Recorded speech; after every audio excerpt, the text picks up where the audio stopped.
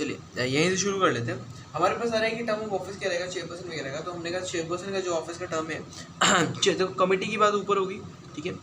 Chairperson आपके पास 5 साल के बाद रहने वाला था, रीअपॉइंट हो सकता है। एज 65 साल की बोली हुई है। वैकेंसी वगैरह जो होगी नए अपॉइंटमेंट से फुलफिल की जाएगी। चेयरपर्सन नहीं है, सीनियर मोस्ट मेंबर उसके बदले अपॉइंट हो जाएगा, ठीक है। फिर हमारे पास निकल के आ रहा है कि भैया सीनियर मोस्ट मेंबर और चेयरपर्सन, हमने कहा चेयरपर्सन जो ओथ लेते हैं वो मिनिस्ट्री के सामने लेते हैं, और जो मेंबर है वो चेयरपर्सन के सामने या सीनियर मोस्ट मेंबर के सामने, सेक्रेटरी के सामने ओथ ले लेगा, ठीक है, ठीक है। चेयरपर्सन का अपॉइंटमेंट और उसकी मैक्सिमम टेन्योर की एक बात करेंगे। फिर हमारे पास है रिज़ाइन करना है तो रिज़ाइन कर सकता है, बिल्कुल रिज़ाइन कर सकता है।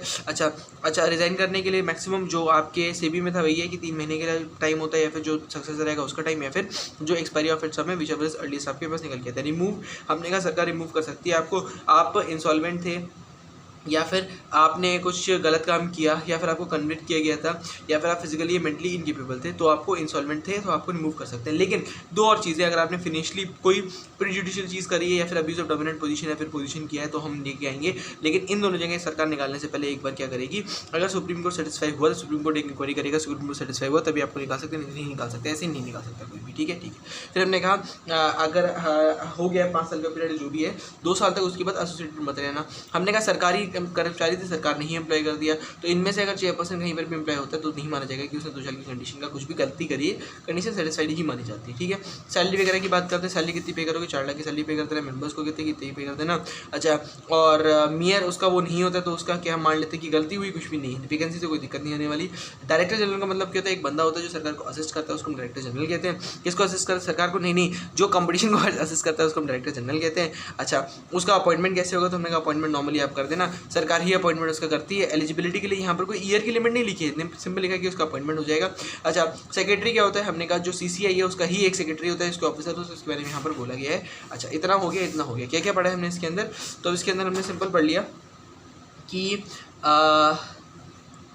कॉम्पिटिशन की बात होगी ये इस्टेब्लिशमेंट ऑफ कमीशन का कंपोजिशन, कमीशन के बंदों का, चेयरपर्सन वगैरह का टर्म क्या होता है, उसकी वैकेंसी कैसे होती है, रिमूवल वगैरह कैसे होता है, और एडमिनिस्ट्रेटिव पावर क्या होती है, सैलरी क्या होती है, वैकेंसी क्या होती है, डीजी क्या होता है। अच्छा, और डीजी के ये होता है, डीजी बारे में पढ़ लिया। और सिलेक्शन कमेटी, एक सिलेक्शन कमेटी होती है, सिलेक्शन कमेटी के बारे में यहाँ पर हमने पढ़ लिया। ओके, चलो अब हमारे पास मोस्ट इंपॉर्टेंट निकल के आ रहा है कि ड्यूटी क्या होती है, पावर क्या होती है, फंक्शंस क्या होते हैं कमीशन की। तो उन्होंने कहा ड्यूटी क्या होती है कमीशन की, कमीशन की ड्यूटी इतनी होती है कि एलिमिनेट कर देना, कुछ भी एडवर्स इफेक्ट ऑन कॉम्पिटिशन निकल के आ रहा है तो उसको एलिमिनेट कर देना, प्रमोट करना, सस्टेन करना कंपटीशन को, इंडिया के अंदर प्रमोट करना इंटरेस्ट को, ये सारा कर देना, ये आपका काम होता है, ठीक है, ठीक है।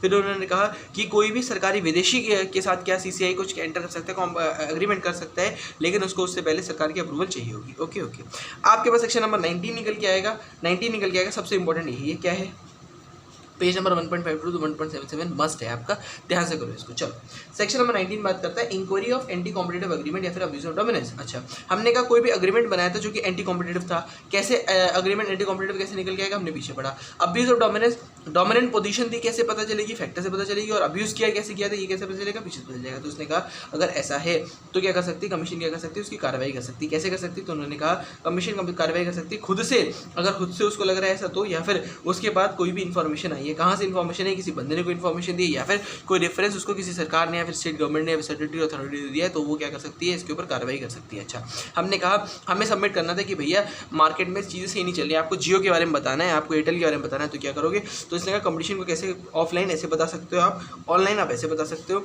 ठीक है, और फाइलिंग वगैरह कर सकते हो, और फीस जो आपको पे करनी है वो इतनी पे करनी है, ये हमने तरीका बता दिया कैसे आप कॉम्पिटिशन कमीशन को बताओगे। कॉम्पिटिशन कमीशन क्या करेगा, आपके कहने पर या खुद से या फिर सरकार के कहने पर एक्शन ले सकता है, कैसे उसको पता चलेगा, यहाँ पर लिख दिया। ओके, चलो अब हमने कहा पावर क्या होती है कॉम्पिटिशन कमीशन की, तो उसने कहा पावर होती है, ये पावर से उसके पास सबसे पहले होती है factor determining an appreciable adverse effect on competition. मतलब ये रिपीटेड 1.24 में भी यही चीज़ लिखी थी कि एक किसी एग्रीमेंट का, किसी भी एग्रीमेंट का कोई appreciable adverse effect on competition अगर होने वाला है तो कैसे पता चलेगा, हमने कहा इन फैक्टर से पता चलेगा, ठीक है।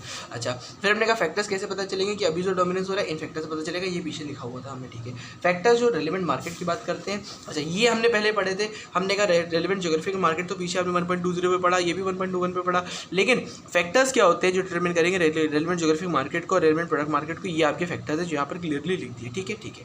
इतना ही था हमने यहाँ पर समझ लिया। क्या समझा कि अब्यूज ऑफ डोमिनेंस की बात करी और एग्रीमेंट की बात कर ली, ठीक है, उसका कुछ भी निकलने वाला है तो हमारा जो वो पर्टिकुलर चीज़ है वो इफेक्ट ले सकता है, कोई एक्शन ले सकता है। चलो, फिर हमने पढ़ा inquiry into competition by commission. Section 20 कहता है कि अगर कोई भी 5A के अंदर आपने एक्विजिशन किया था, पूरा अक्वायर करके फिर कंट्रोल ले लिया, फिर अमेरिकेशन और मर्जर कर दिया, तो उसके लिए भी क्या कर सकता है, इंक्वायरी कर सकता है कमीशन। कैसे इंक्वायरी करेगा?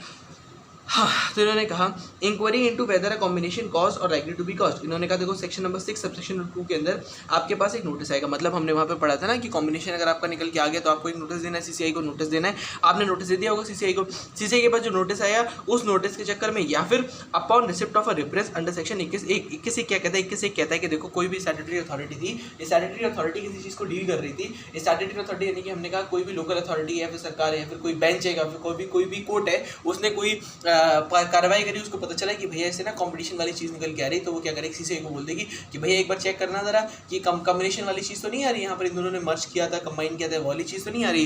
तो हमने कहा कमीशन दो चीज़ों पर, कॉम्बिनेशन कैसे चेक कर रहा है वो, हमने कहा दो चीज़ों पर चेक कर रहा है। देखो अग्रीमेंट कैसे चेक कर रहा था, 3 चीज़ों पर चेक कर रहा था, सरकार ने बताया, आपने बताया, खुद को उसको पता चला। कमीशन यहाँ पर कॉम्बिनेशन कैसे चेक करता है, या फिर नोटिस आपने दिया होगा कॉम्बिनेशन वाला, या फिर रेफरेंस आई थी सेक्शन 21(1) के अंदर। रेफरेंस कौन सी आती है, 21(1) की पहले रेफरेंस देख लेते हैं। तो इन्होंने कहा 21(1) की किसी भी स्टैट्यूटरी अथॉरिटी की रेफरेंस आ सकती है, जहाँ पर कोई भी प्रोसीडिंग चल रही होती है स्टैट्यूटरी अथॉरिटी के अलावा आगे, तो वो रेफरेंस कर सकता है कि भैया एक बार चेक कर लेना कि भैया कुछ गलती तो नहीं होगी। ठीक है ओके अच्छा, तो इसने कहा इसके बेसिस पे क्या कर सकता है, इंक्वायरी कर सकता है कॉम्बिनेशन की। ठीक है अच्छा, हमने कहा रिव्यू करना है असेट्स का टर्नओवर की लिमिट्स होती हैं, तो सरकार चाहे तो हर 2 साल में जो जैसे लिमिट आपने पढ़ी थी ना 4000 करोड़ की लिमिट थी, तो जो लिमिट ऊपर नीचे की बात हो रही है वो यहाँ पर लिखा हुआ है कि 20(3) में लिखा है कि जो लिमिट की बात हो रही है सरकार चाहे तो हर 2 साल में उस लिमिट को रिवाइज कर सकती है। ठीक है अब ये फैक्टर यहीं पर लिखे, पहले कहीं नहीं पढ़े कि फैक्टर जो डिटरमिन करते हैं कि कॉम्बिनेशन का एप्रिशिएबल एडवर्स इफेक्ट होने वाला है कि नहीं होने वाला है।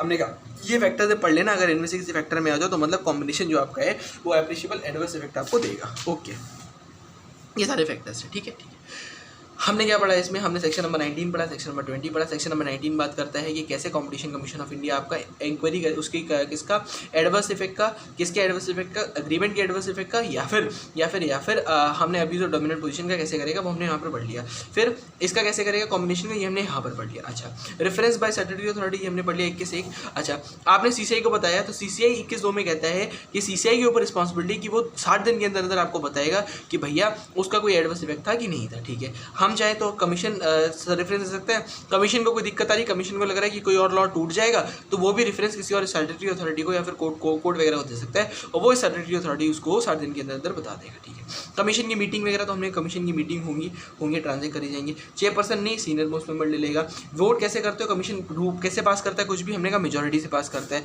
ठीक है कोरम कितना होता है, कम से कम 3 बंदे इसके कोरम होते हैं। ओके, अब आती है प्रोसीजर की बात, सेक्शन नंबर 26 यहाँ से शुरू प्रोसीजर की बात। Procedure for inquiry under section number 19 का मतलब क्या हुआ, हमने कहा जो आपने एंटी कॉम्पिटिटिव अग्रीमेंट की बात करी थी या फिर आपने बात करी थी कॉम्पिटिटिव अग्रीमेंट की बात की, अभी जो डोमिनेंस पोजीशन की बात करी थी, उसके लिए क्या करने वाला है कमीशन के पास इंफॉर्मेशन आई, कमीशन को चेक करना है, कमीशन करेगा क्या।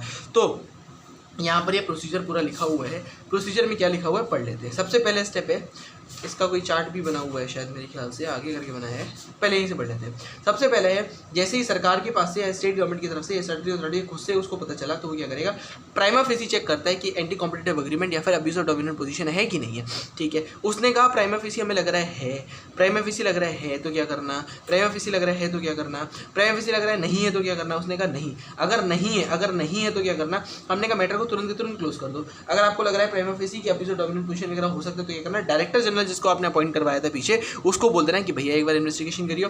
आप डायरेक्टर जनरल इन्वेस्टिगेशन करके आपको रिपोर्ट सबमिट करें, कितने टाइम के अंदर, कोई टाइम यहाँ पर लिखा नहीं है, आप उसको टाइम बता देना। ठीक है, रिपोर्ट आई डायरेक्टर सेंट्रल की, आपके पास रिपोर्ट आई, हमने कहा report from director central may recommend either contravention और नो कॉन्ट्रावेंशन। डायरेक्टर जनरल ने बोला कि कॉन्ट्रावेंशन हो रहा है, अगर कॉन्ट्रावेंशन हो रहा है तो मतलब अब्यूज ऑफ डोमिनेंस पोजीशन है। कमीशन ओपिनियन में कि फर्दर इंक्वायरी करनी चाहिए तो फर्दर इंक्वायरी करवा देगा। उसने कहा कोई कॉन्ट्रावेंशन नहीं था, तो कमीशन किसको बोलेगी, जिसने उसको बोला था, सरकार ने बोला था या फिर स्टेटरी अथॉरिटी ने या फिर आपने बोला था, उससे बोले कि भैया देख ये रिपोर्ट है हमारे पास, तुझे अभी भी कुछ बोलना है तो बोल दे इसके ऊपर। ठीक है, इसके बाद क्या होगा, हमने कहा after consideration of the objection suggestions, यानी कि जो भी सरकार वगैरह ने बोला उसके लिए कमीशन अगर चाहे तो रिकमेंडेशन डायरेक्टर जनरल के साथ कमीशन उसको क्लोज कर सकता है। हमने कैसे क्लोज करवाया, डायरेक्टली यहाँ पर क्लोज करवा दिया। ठीक है, डायरेक्टर जनरल के पास गया, डायरेक्टर जनरल की रिपोर्ट आई, हमने सरकार से डिस्कस करी, सरकार ने कहा मामला सुलटा हुआ है, हमें कोई टेंशन नहीं है, हमने यहाँ पर क्लोज कर दिया, यहाँ पर क्लोज कर दिया।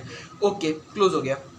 हमने कहा नहीं कॉन्ट्रवेशन निकल के आया था या फिर मामला सुलट नहीं पाया यहाँ पर, तो क्या करेंगे, हमने कहा इफ आफ्टर कंसिडरेशन मामला अगर सुलट नहीं पाया तो फर्दर इंक्वायरी या फर्दर इन्वेस्टिगेशन के लिए बोल सकता है, या फिर बोल सकता है कि इसका एप्रिशिएबल एडवर्स इफेक्ट है, ये इसमें बोल सकता है, सिंपल सी बात है। अच्छा ठीक है, ठीक। प्राइमा फेसी इंक्वायरी करते समय क्या सीसीआई पार्टीज को बुलाए या ना बुलाए, ऐसा कुछ पढ़ा है यहाँ पर? नहीं, ऐसा कुछ भी नहीं है। तो यही एक केस था, उसने कहा कि प्राइमा फेसी इन्वेस्टिगेशन करते हुए सीसीआई ने हमें बुलाया नहीं, उसने कहा किस बात के लिए बुलाएगा, खुद इन्वेस्टिगेशन करेगा, तुम्हें क्यों बुलाएगा? ओके। अच्छा, ऑर्डर क्या पास कर सकता है आफ्टर इंक्वायरी, इंक्वायरी कर ली पूरी की पूरी इंक्वायरी करने के बाद यहाँ पर ऑर्डर पास हो रहा था, इसने कहा देखो या फिर cease and desist order pass कर सकते हो। देखो अगर कोई दिक्कत नहीं तो कोई दिक्कत नहीं, एक ऑर्डर पास करता है सीज एंड डिसमिस का कि भैया जो भी आपने किया है, एग्रीमेंट किया है या फिर डोमिनेंट पोजीशन है, इसको डिसकंटिन्यू करो। पेनल्टी लगा देगा, कितने की पेनल्टी लगाएगा? कम से कम इसने कहा should not be more than 10% of the average of the turnover of the last 3 years. फिर से आपने कहा टर्नओवर का एवरेज ले लो, यहाँ पर रेलेवेंट टर्नओवर ही कंसीडर किया जाता है, अगले पेज पे लिखा मिल जाएगा, ठीक है। ये पेनल्टी लगेगी। कार्टेल के केस में क्या पेनल्टी लगेगी? तो उसने कहा कार्टेल के केस में जो पेनल्टी लगाएंगे हर प्रोड्यूसर वगैरह पे लगा देंगे, कितने की लगाएंगे? Up to 3 times of the profit जो उसने अर्न किया था, या फिर 10% ऑफ द टर्नओवर जो भी हायर उसका हम कार्टेल के ऊपर पेनल्टी लगा देंगे। ये पेनल्टी कहाँ पढ़ रहे हो? ये पेनल्टी आप पढ़ रहे हो अब्यूज और डोमिनेंट पोजीशन के अंदर की पढ़ रहे हो, या फिर आप पढ़ रहे हो किसके अंदर की? अग्रीमेंट वाले की पढ़ रहे हो, ठीक है, ठीक है। और क्या कर सकता है? तो हमने कहा क्या क्या कर सकता है? ऑर्डर कमीशन, ये वाला ऑर्डर पास करता है, ये वाला कर सकता है, या कमीशन कह सकता है कि अग्रीमेंट को मॉडिफाई कर देंगे हम, या कहता है कि हम ना ये कॉस्ट वगैरह ये पे कर देना, या फिर कोई और ऑर्डर पास कर सकता है, कोई और ऑर्डर पास कर सकता है। नोट्स का मतलब होता है कि जो पीछे लिखा था उसी की समरी यहाँ पर दी कि कार्टेल के हर मेंबर को ठोक सकते हो आप, या फिर आप क्या कर सकते हो, रेलेवेंट टर्नओवर वाली बात यहाँ पर लिख दी, उसी को यहाँ पर समझाया गया है। सिंपल समझ में आ गया होगा। चलो अब हमारे पास निकल के आ रहा है division of enterprise enjoying dominant position. Dominant position आपके पास थी तो हम क्या करें? तो उसने कहा देखो डोमिनेंट पोजीशन थी, यहाँ पर हमने एक तरीके से ऑर्डर पास कर दिया, किसका पास किया? पास तो आपने वही वाला किया है अब्यूज ऑफ डोमिनेंट पोजीशन का, अच्छा, या फिर अग्रीमेंट का। हमने कहा डोमिनेंट पोजीशन के लिए और हम क्या कर सकते हैं, और हम तोड़ा ताड़ी कर सकते हैं। तोड़ा ताड़ी का मतलब क्या होता है? तो हमने कहा देखो कुछ पावर जो है सामने वाले को ट्रांसफर करवा देंगे, आपसे कहेंगे प्रोडक्शन इतने का करना, ये आपके हम methods of division of enterprises जो हम अपना सकते हैं डिवीजन को तोड़ने के लिए। ओके, ये हमारे पास ऑर्डर थे जो हम पास कर देंगे।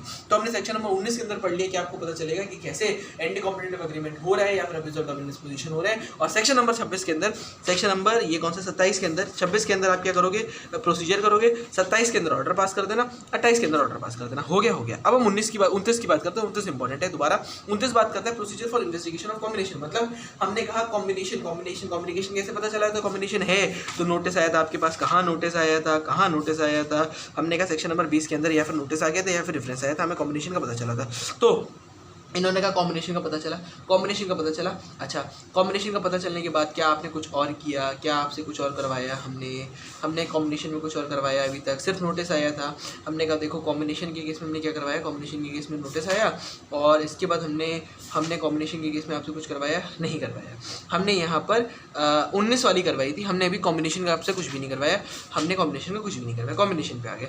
तो इन्होंने कहा कॉम्बिनेशन के भी क्या करो? इन्होंने कहा कि इन्वेस्टिगेशन करवा लेना, किससे? डीजी से इन्वेस्टिगेशन करवा लेना, डायरेक्टर जनरल से 30 दिन के अंदर उसकी रिपोर्ट आ जाएगी, ठीक है।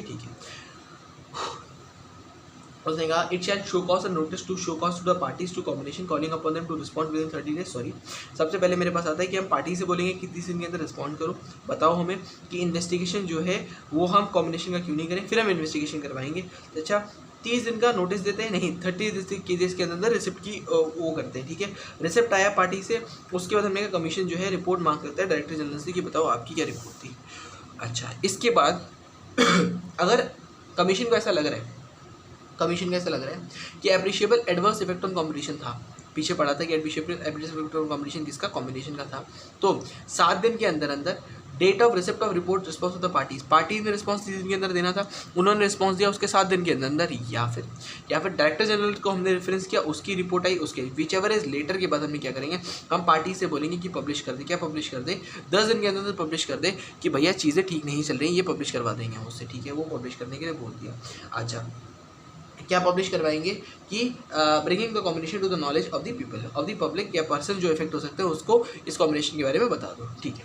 फिर हमने कहा objection invited, the commission may invite any person of the public affected और likely to be affected by the combination to file his objection within 15 days. मतलब हमने सबसे पहले बोला कि कॉम्बिनेशन का हमें पता चला, उसके अंदर हमने कहा कि हम पार्टी से बोलेंगे 30 दिन के अंदर हमें बता दो कि आपके ऊपर कार्रवाई क्यों नहीं करें। पार्टीज़ का रिस्पॉन्स आएगा, पार्टीज़ का रिस्पॉन्स आने के बाद हमने कहा 7 दिन के अंदर या फिर अगर हम डायरेक्टर जनरल को कोई रेफरेंस देते तो वो, उन दोनों में से जो भी लेट डेट है अगर हमें लग रहा है कि दिक्कत है तो हम पार्टी से कहेंगे पब्लिश कर कि भैया तुम्हारा ना कॉम्बिनेशन दिक्कत वाला था, तुमने ये पब्लिश कर दिया।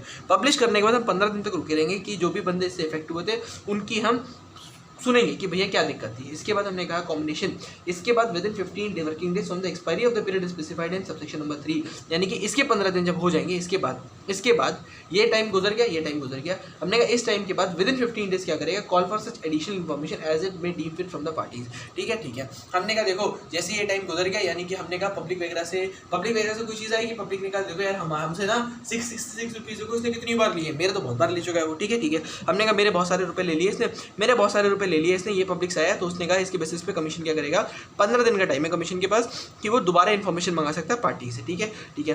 पार्टी इसके बाद फिर से 15 दिन का टाइम दे कि आप इन्फॉर्मेशन सबमिट कर देना। ठीक है। फिर इसने कहा after receipt of all information and with in a period of 45 days from the expiry of the period specified in subsection number 5, यानी कि इसके खत्म होने के बाद 45 दिन के अंदर commission shall proceed to deal with the case in according with the provisions contained in section number 31। ठीक है। अब यहाँ से 31 पे पहुंच जाओ। क्या किया इस सेक्शन के अंदर, हमने क्या किया, सबसे पहले तो हमने फाइल क्या नोटिस वाली ये चीज़ देखी कि भैया सामने वाले से क्या आया था, नोटिस सामने वाली पार्टी ने दिया था, वहाँ पे 30 दिन लिखे थे, उसके अंदर नोटिस दे दिया होगा, या फिर रेफरेंस आया था स्टैट्यूटरी अथॉरिटी की तरफ से, रेफरेंस वगैरह आया, उसके बेसिस पे हमने कॉम्बिनेशन चेक करी। सबसे पहले हमने क्या कहा, हमने कहा पार्टीज को क्या दिया, हमने नोटिस किया शो कॉज का पार्टीज को कि 30 दिन के अंदर हमें बताओ, नोटिस के अंदर, नोटिस जैसे आपको मिले उसके 30 दिन के अंदर बताना कि आपकी इन्वेस्टिगेशन क्यों ना ठोका जाए। ठीक है। पार्टीज हमें रिस्पॉन्स करेंगे, कितने दिन के अंदर करेंगे, 30 दिन के अंदर रिस्पॉन्स हमें फाइल कर देंगे। रिस्पॉन्स हमें फाइल करेंगे पार्टीज, हमने कहा पार्टीज के रिस्पॉन्स आने के 7 दिन के अंदर, या फिर हमने डीजी से इन्वेस्टिगेशन कराया था तो उसकी रिपोर्ट आने के अंदर जो भी लेट है जैसी रिपोर्ट आएगी वो, या फिर ये जो भी लेटर है वहां से हम पार्टी से कहेंगे कि भैया पब्लिश कर दो। अगर हमें लग रहा है कॉम्बिनेशन का एडवर्स इफेक्ट था, हमने कहा पब्लिश कर दो कि कॉम्बिनेशन का एडवर्स इफेक्ट है और पब्लिश कर दो 10 दिन के अंदर। उसने पब्लिश करी। पब्लिश करने के बाद हम क्या करेंगे, हम 15 दिन तक खाली बैठे रहेंगे। पब्लिश करने के बाद 15 दिन तक खाली बैठे रहेंगे, पब्लिश करने की डेट से 15 दिन तक खाली बैठे रहेंगे कि भैया कोई भी पब्लिक अगर हमें कुछ बता दे तो हमें बता दें। ठीक है। 15 दिन हो गए। ठीक है। पब्लिश 1 जून को हुआ, 15 तारीख तक खाली बैठा रहे। 15 जून से हम क्या करेंगे, इन्फॉर्मेशन मांगेंगे पार्टी से। 30 जून तक खाली बैठा रहे। अच्छा, ये जैसे हमने इन्फॉर्मेशन मांगी उसके बाद इन्होंने कहा कि 15 दिन from the expiry of the period, यानी कि हमने मान लो 15 तारीख को इन्फॉर्मेशन मांगी थी तो भी वो हमें 15 जुलाई तक इन्फॉर्मेशन दे सकते हैं, क्योंकि 15 दिन यहाँ पर एक्सपायर होंगे। 15 जुलाई को इन्फॉर्मेशन आपने मांगी। ठीक है। आपने जल्दी मांग ली ना, 15 दिन के अंदर आपको मांगनी थी, आप 15 दिन के अंदर मांगो उसको, 30 जून तक आप मांग सकते थे। ठीक है। 30 जून के बाद वो 15 जुलाई तक आपको इन्फॉर्मेशन देगा। 15 जुलाई यहाँ पर खत्म होने के बाद 45 दिन के अंदर आप सेक्शन नंबर 31 को फॉलो कर लेना। यानी कि कितने दिन कर दिए हमने यहाँ पर, हमने कहा सबसे पहले 30 दिन थे। 30 दिन के बाद हमने क्या किया, हम 7 दिन के लिए रुके। ठीक है। 7 दिन के लिए रुके, या फिर डायरेक्टर के लिए इसके लिए रुकेंगे। फिर हमने कहा हमने 15 दिन मंगाए थे, किससे, बंदों के लिए रुके थे। फिर हम 15 दिन रुके थे किसके लिए, आपसे इन्फॉर्मेशन मांगने के लिए रुके। फिर हम 15 दिन रुके कि आपने जो इन्फॉर्मेशन मांगी वो आप सप्लाई कर दोगे। फिर हम 45 दिन रुकेंगे।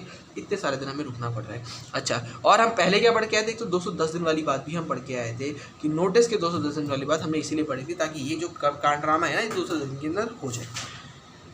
ठीक है। ये नोट्स है, इसी चीज़ को इसने यहाँ पर बताया है। ठीक है। इसने यहाँ पर बताया था, एक बार यहाँ से रीड कर लो। सेक्शन नंबर 30 पे आ जाओ। Procedure in case of notice under section 6 number 2, हमने कहा where any person has given notice under 6 the commission shall inquire whether the disclosure, notice में जो भी दिया उसने सही दिया कि नहीं दिया, ये सारी चीज़ें डिस्क्लोज करी जाएंगी। सेक्शन नंबर 30 में लिख दिया। 31 की बात करते हैं। अब हमने कहा कॉम्बिनेशन देख लिया आपने, कॉम्बिनेशन का AEC है कि नहीं है। ठीक है। ये सारा देखा था ना बैठ के, अभी देखा। तो हमने कहा AEC नहीं है तो अप्रूव कर दो, AEC है तो क्या करना, हमने कहा AEC अगर है तो अप्रूव मत करना। हमने कहा AEC है लेकिन हम थोड़ा सा मॉडिफिकेशन करेंगे तो ठीक हो जाएंगे चीज़ें, तो आप मॉडिफिकेशन क्या कर सकते हो, प्रपोज कर सकते हो। आपने मॉडिफिकेशन प्रपोज कर दिए। अच्छा, मॉडिफिकेशन प्रपोज के सामने वाली पार्टी एक्सेप्ट कर लेती है तो कोई दिक्कत नहीं है। ठीक है। हमने कहा सामने वाली पार्टी ने कहा एक्सेप्ट कर लिया था, मॉडिफिकेशन एक्सेप्ट कर लिया, लेकिन उसने मॉडिफिकेशन लगा नहीं पाए। कोई टाइम लिमिट लिखी भी यहाँ पर, नहीं टाइम लिमिट नहीं लिखी। हमने कहा उसने लगा नहीं पाए तो क्या मानेंगे, AEC है। अगर उसने नहीं लगा पाए तो AEC है। ठीक है। हमने कहा कि ठीक है, मॉडिफिकेशन हमने प्रपोज करे थे उसको, लेकिन उसने एक्सेप्ट करने के बदले क्या किया, हमें खुद ही कह दिया कि भैया इसमें ना ये मॉडिफिकेशन हो सकते हैं। पार्टी 30 दिन के अंदर हमें बता सकती है कि ऐसे ऐसे मॉडिफिकेशन हो सकते हैं। ठीक है। उसने हमें मॉडिफिकेशन बताया, हम उसके मॉडिफिकेशन को एक्सेप्ट कर सकते हैं। ठीक है। हमने उसके मॉडिफिकेशन को एक्सेप्ट कर लिया। हमने कहा नहीं, हम उसके मॉडिफिकेशन को एक्सेप्ट नहीं करते। अगर हमने उसके मॉडिफिकेशन को एक्सेप्ट नहीं किया तो उसको 30 दिन का टाइम फिर से दिया हमने कि भैया 30 दिन के अंदर जो हमारे वाले मॉडिफिकेशन थे ना वो तो फॉलो कर ले। अच्छा, अब हमने कहा कि 30 दिन का टाइम दिया था ना, तो पार्टीज अगर इसको एक्सेप्ट नहीं कर पाती, किसको एक्सेप्ट नहीं कर पाती, हमारे वाले मॉडिफिकेशन को एक्सेप्ट नहीं कर पाती है 30 दिन के अंदर, या फिर फर्दर पीरियड ऑफ 30 डेज के अंदर अंदर तो क्या माना जाएगा कि appreciable adverse effect on competition है। क्या बोल गए आप, क्या बोल गए आप? देखो टाइम इसीलिए लग रहा है। हमने कहा सबसे पहले हमने क्या किया, हमने कहा एएसी है कि नहीं है, सिंपल देखो, हमने कहा एएसी है तो क्या करो, एएसी है तो ये वाला ऑर्डर पास कर दो, एएसी नहीं है तो कोई दिक्कत नहीं। हमने कहा मॉडिफिकेशन का ऑर्डर पास करना है कि भैया मॉडिफाई कर देंगे, हमने मॉडिफिकेशन का ऑर्डर पास किया, सामने वाली पार्टी को टाइम दिया, सामने वाली पार्टी ने एक्सेप्ट कर लिया तो कोई टेंशन नहीं, सामने वाली पार्टी ने एक्सेप्ट किया लेकिन कुछ कर नहीं पाई तो दिक्कत ही दिक्कत है। फिर हमने कहा सामने वाली पार्टी ने कहा कि नहीं हम मॉडिफिकेशन प्रपोज कर रहे हैं, सामने वाली पार्टी ने खुद मॉडिफिकेशन प्रपोज करे, 30 दिन का टाइम होता है मॉडिफिकेशन प्रपोज करने का। अगर उसने 30 दिन के अंदर कुछ भी नहीं कर पाया, ना ही एक्सेप्ट का ऑर्डर किया, ना ही मॉडिफिकेशन का ऑर्डर किया, तो हमने कहा देखो within a further period of 30 days refer to subsection number 6, यानी कि 30 दिन के अंदर अगर उसने कुछ भी नहीं कर पाया तो फिर रिजेक्ट एईसी मान लेंगे हम, ठीक है। हमने कहा नहीं 30 दिन के अंदर उसने कहा कि मॉडिफिकेशन हम प्रपोज कर रहे हैं, उसने मॉडिफिकेशन प्रपोज किया, हमें एक्सेप्ट करना, हम एक्सेप्ट कर लेंगे, हमने एक्सेप्ट नहीं किया हम फिर से उसको 30 दिन का टाइम दे रहे हैं कि जो मेरे वाले मॉडिफिकेशन है ना वो अपना ले। अगर उसने अपना लिया तो ठीक है, अगर उसने नहीं अपनाया तो with in a further period of 30 working days, ठीक है। ये वाले 30 वर्किंग डेज की बात हो रही है जो सेक्शन नंबर 8 के अंदर, तो हम मान लेंगे कि एईसी नहीं, ओके। इसीलिए करें इसको पढ़ लो एक बार, फिर केस स्टडीज देखोगे तो समझ में आएगा, ओके। ठीक है, ठीक है। Acquisition acquiring of control shall not be given effective 31/10 में क्या लिखा है, 31/9 ये था, 31/10 ये है।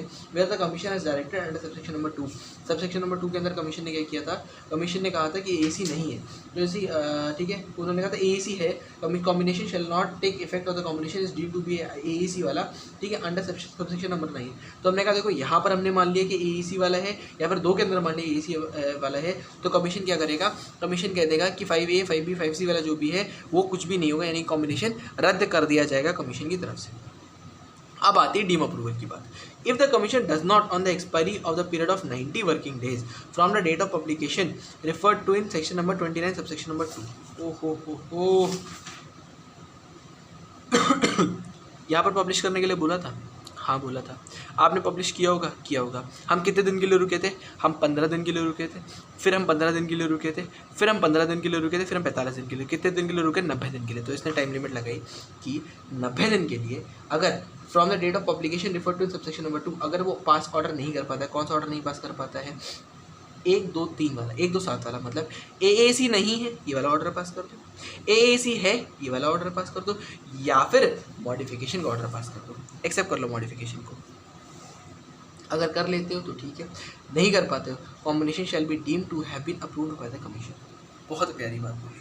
अच्छा, यहाँ पर इसने 31/10 को कंसिडर नहीं किया, 9 को कंसिडर नहीं किया, इसने 1 को, 2 को और 7 को कंसिडर किया, ठीक। यानी कि 90 दिन का टाइम होता है आपके पास कि ये सब कुछ करने के बाद यहाँ पर आते ही ना आपके पास 45 दिन दिए थे ना ऑर्डर पास करने के, तो इसने कहा यहाँ पर तुरंत ही एईसी है कि नहीं है ऑर्डर पास कर दो, बात खत्म कर दो, ठीक है, ठीक है। 90 वर्किंग डेज इसने कहा, द एक्सप्लेनेशन से कि 90 वर्किंग डेज के अंदर the period of 30 days specified in subsection number 6, क्योंकि दिक्कत यही आती है ना, आपने 7 की बात करी थी, मैं भी यही बोलने वाला था कि भैया 7 की बात तो कर ली, लेकिन इस मॉडिफिकेशन के लिए 30 दिन का टाइम है, तो उसने कहा 90 दिन के अंदर ये 30 दिन इंक्लूड नहीं किए जाएंगे, या फिर आप further period of 30 days specified in subsection number 8 shall also be not be included, यानी कि इसको भी इंक्लूड नहीं करोगे आप। अच्छा, इसको इंक्लूड करने की बात कब करते हैं, जब 10 को यहाँ लेके आते, 10 को तो लेके ही नहीं आया ना यार, ठीक है, ओके। एक्सटेंशन अगर पार्टी में कुछ शॉर्ट किया तो उसको भी एक्सक्लूड कर देना, इंक्लूड मत करना 90 दिन के अंदर। अच्छा, अब यहाँ पर हम कंफ्यूज हुए थे कैसे, हमने कहा 210 दिन वाली बात, 210 दिन तो आपको दे रखे थे कि भैया नोटिस दिया था 6 सबसेक्शन 2 के अंदर, वहाँ पर मेरे पास 210 दिन मैक्सिमम थे। दूसरा क्या निकल के आया, दूसरा अभी हमने पढ़ा कि पार्टी क्या करती है कॉम्बिनेशन के लिए, 6 सबसेक्शन नंबर 2 के अंदर बताती है, हम 30 दिन का टाइम उसको देते हैं, फिर हम 7 दिन का टाइम देते हैं, फिर हम 15 दिन का टाइम देते हैं, फिर हम 15 दिन का टाइम देते हैं, फिर हम 15 दिन का टाइम देते हैं, फिर हम 45 दिन का टाइम देते हैं, ये 90 दिन होते हैं, शायद ये 90 दिन वाला टाइम होता है, ये पहले वाला टाइम होता है, सारा दूसरे का टाइम होता है। इसके लिए लॉ में एक लेक्यूना भी है, ये नोट्स में दोबारा इसको समझाया है और कुछ नहीं किया। लॉ का लेक्यूना इसने क्या लिखा, lacuna it may be possible that 210 दिन an order under subsection number 10 is pass due to the effect of subsection number 9, ठीक है, 9 के चक्कर में आपका सबसेक्शन नंबर 10 का ऑर्डर पास हो गया। Then also deemed approval shall not presume section 11 which talk about deem approval, section 11 जो डीम अप्रूवल की बात करता है, सेक्शन 11 डीम अप्रूवल की बात करता है 90 दिन के अंदर अंदर, which talk about deem approval says कि सेक्शन नंबर 10 का ऑर्डर को इंक्लूड ही नहीं करता है। मतलब 210 में अगर आप पढ़ोगे ना तो ऑर्डर की बात करते हैं कि अगर ऑर्डर वगैरह कुछ भी नहीं आया तो हम 210 दिन के अंदर अंदर मान लेंगे कि अप्रूव हो गया, लेकिन अगर ऑर्डर आ गया फिर उसने कहा यहाँ पर आता है, इसको दोबारा पढ़ो, कुछ ऐसा नहीं है बट ठीक है। ओके, आगे बढ़ाते हैं। X taking place outside India but having an competition in India, तो ये वाले एक्स है जो बाहर होते हैं, ए के केसेस बस आउटसाइड इंडिया ऐड हो गया और कुछ नहीं, ए के केसेस ही हैं आपके, ठीक है ठीक है। इंटरिम ऑर्डर पास कर सकते हैं, हमने कहा हाँ 3-1 का या 4-1 का या फिर कॉम्बिनेशन का, आप चाहो इंक्वायरी करते वक्त कमीशन चाहे तो इंटरिम ऑर्डर भी पास कर सकता है। अच्छा, इंटरिम ऑर्डर कैसे पास करेगा, ये यहाँ पर लिखा हुआ है। ओके, अपीयरेंस बिफोर कमीशन, हम अपीयरेंस करना चाहते हैं कमीशन के सामने, हम सीए वगैरह से कमीशन के सामने अपीयरेंस करवा सकते हैं। Power of commission to regulate its own jurisdiction, commission natural justice वाला देखता है, सिविल कोर्ट की पावर रखता है, ठीक है। और सीसीआई अगर चाहे तो किसी बंदे को डॉक्यूमेंट्स वगैरह प्रोड्यूस करने के लिए बोल सकता है।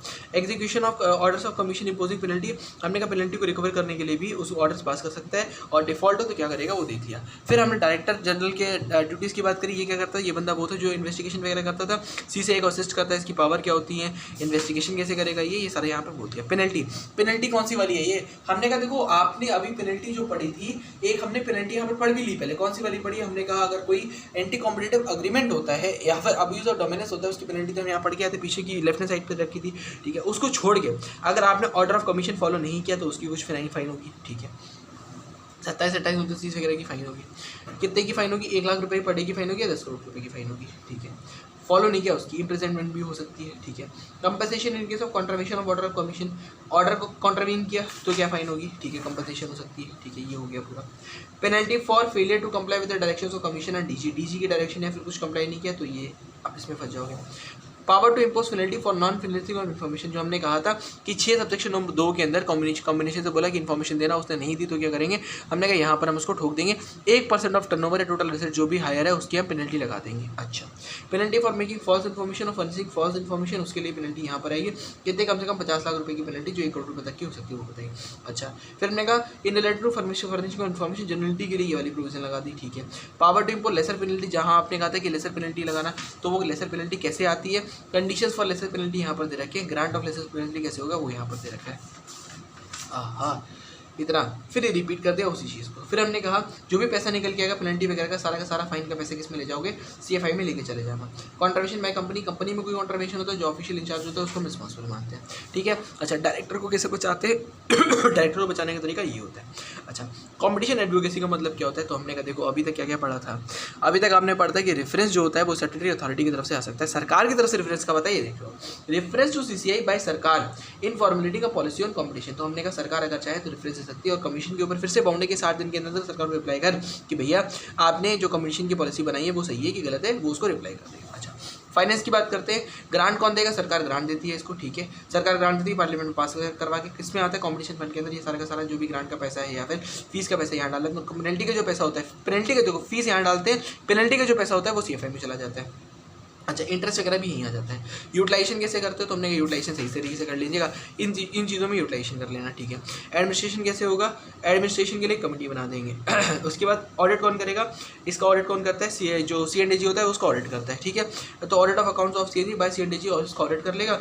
अथॉरिटी क्या होती है हमने बता दिया, हमने कहा रिपोर्ट वगैरह कॉम्पिटिशन एजुकेसी मटेरियल और एनुअल रिटर्न वगैरह बनाते चले जाना। AT क्या होता है, अपीलेट ट्रिब्यूनल होता है। NCLT बनाया जाता है, NCLT के पास कैसे जाएगा, तो हमने कहा देखो सरकार या फिर लोकल अथॉरिटी एंटरप्राइज या कोई भी बंदा जो अग्रीव होता है डायरेक्शन से, ठीक है, सीसीआई के 26(2), 26(6), मतलब ये सारे के सारे ऑर्डर जो यहाँ लिखे हुए हैं, यानी कि 19 वाले के जो प्रोसीजर होता है उससे या फिर कमीशन के ऑर्डर से या फिर डिवीजन से या फिर कॉम्बिनेशन के ऑर्डर से, किसी से भी अगर कोई बंदा परेशान है 60 दिन के अंदर आप किसके पास जा सकते हो, NCLT के पास जा सकते हो, ठीक है। NCLT के ऊपर होता है कि 6 महीने के अंदर उसको अपील को क्या करेगा, डिसमिस करने की कोशिश करेगा। फर्दर पीरियड होता है इनने का after the expiry of set period 60 days satisfied sufficient cause के लिए वो उसको विद इन अ पीरियड दोबारा ले सकती है, ठीक है। कंपनसेशन वगैरह अवॉर्ड करेगा कौन करेगा, NCLT करता है, ठीक है। सिविल पर्सन के लॉस को वो देख लेता है। Procedure and power of AT की पावर हमने देख ली यहाँ पर, ओके। फिर हमने कहा एनफोर्समेंट ऑफ ऑर्डर, AT के ऑर्डर डिग्री ऑफ कोर्ट की तरह माने जाते हैं। पेनल्टी कितनी लगाई जा सकती है, penalty for contribution of order of NCLT। अभी तक आपने पढ़ा था कि पेनल्टी किसकी पेनल्टी पढ़ ली थी, पीछे हमने जो पेनल्टी पढ़ी थी वो हमने पढ़ी थी, किसकी पढ़ी थी पेनल्टी, हमने पढ़ी थी जो CCI की होती है। अब हमने NCLT की पढ़ ली, ठीक है। CCI के बाद NCLT थी, उसकी पेनल्टी यहाँ पर कर ली। राइट टू लीगल रिप्रेजेंटेशन कौन कौन कर सकता है, तो हमने कहा ये बंदे फिर से लीगल रिप्रेजेंटेशन किसके सामने करेंगे, NCLT के सामने करेंगे। सरकार के बिहाफ पे कौन आएगा, ये बंदे आ सकते हैं। CCI के बिहाफ पे कौन आएगा, हमने कहा सही ही बंदे आ सकते हैं, ओके। फिर CCI के पास NCLT के पास गए थे, आप सुप्रीम कोर्ट के पास चले जाओ, कितने दिन के अंदर, 60 दिन के अंदर जा सकते हो, ओके। एग्जाम कर सकती है सरकार, किसी को चाहे तो एग्जाम कर सकती है सरकार, डायरेक्शन वगैरह निकाल सकती है, डायरेक्शन वगैरह निकालती रहती है सरकार, ठीक है। अच्छा, हमने कहा डायरेक्ट सरकार में उस विषय में कौन सुपरसीड करेगा, ऑफकोर्स सरकार की बात करें कैसे सुपरसीड करेगी, सरकार कैसे सुपरसीड करती है यहाँ पर दे रखा है, 6 महीने के लिए सरकार सुपरसीड कर सकती है, उसके बाद दोबारा पूरी की पूरी एक तरीके से कमीशन रिकंसिड्यूट करी जाती है। ओके ओके, फिर आपने रूल्स रेगुलेशंस की बात पढ़ी होगी आगे, हाँ रेगुलेशंस और रूल्स की बात पढ़ोगे। रिपील के लिए आपके पास निकल के आता है, रिपील आपके पास आता है 1.108 से, रिपील के लिए जो नोट दे रखे हैं ना इस पर नज़र मार लेना, रिपील कवर हो जाएगा। और ये आपके साथ कंपटीशन, रुक जाओ अभी ख़त्म नहीं हुआ, ठीक है ठीक है। यहाँ से हमने ड्यूटीज़ एंड पावर की बात करी, ये पूरा का पूरा ड्यूटीज़ में आता है। सेक्शन नंबर 19 वगैरह की एक और रीडिंग दोगे समझ में आएगा, बाकी अच्छे से हो गया डन।